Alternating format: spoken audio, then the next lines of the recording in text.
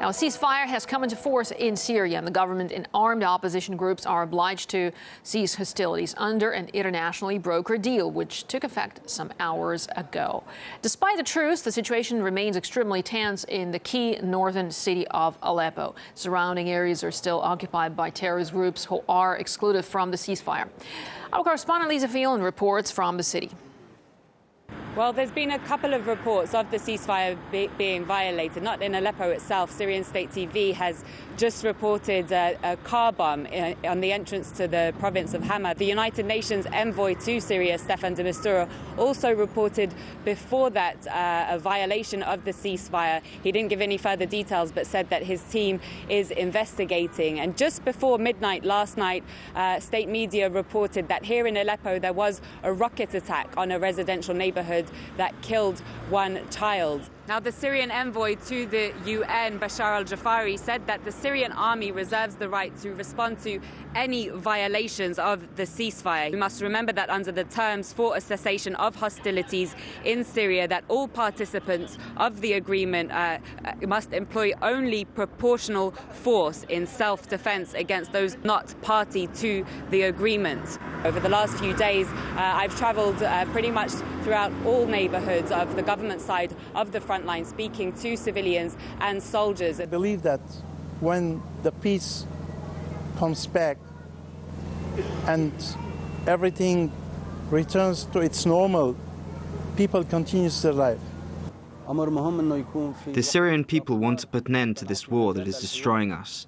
We need the ceasefire so we can start dialogue towards building a new Syria. We hope the ceasefire will hold. We will respect the truce, but we don't know what our enemies will do. We are fighting al-Nusra. The insurgents are all over Aleppo.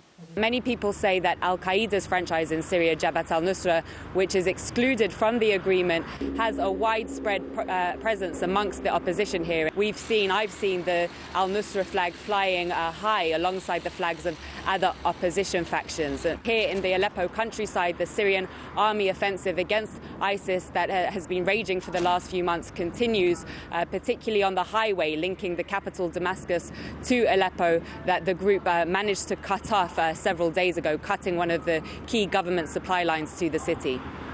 Well, in other parts of Syria, the situation is relatively calm. So far, there are no signs of conflict in the city of Homs nor Damascus. And we spoke to Syrian journalist Asser Hattab, who described the atmosphere in the capital. I'm now in Damascus, on the western side of Damascus, and until now it's quiet. We can't hear any voices, any sounds of shelling or bombing like we used to. We support whichever initiative that could help Syrians regain, have some quiet time, some peaceful time. Now, the Russian military has said it's halted all airstrikes in Syria in compliance with the international agreement. According to the agreements achieved by Russia and the United States, Russia's Air Force has completely stopped the strikes against the so-called Green Zone, which encompasses the military groups who agreed to the ceasefire. Now, Russia's military has created a special map of Syria for the U.S. It outlines all the areas which agreed to the ceasefire and ISIL-controlled territories. Moscow said Russian planes are delivering humanitarian aid to the ceasefire regions and war-torn areas in desperate need of supplies. The Syrian ceasefire deal has been hailed as a major victory for diplomacy, but it has also been met with some skepticism, with media headlines expressing doubt over whether the truce can hold. We spoke to the former UK ambassador to Syria, Peter Ford, about the ceasefire.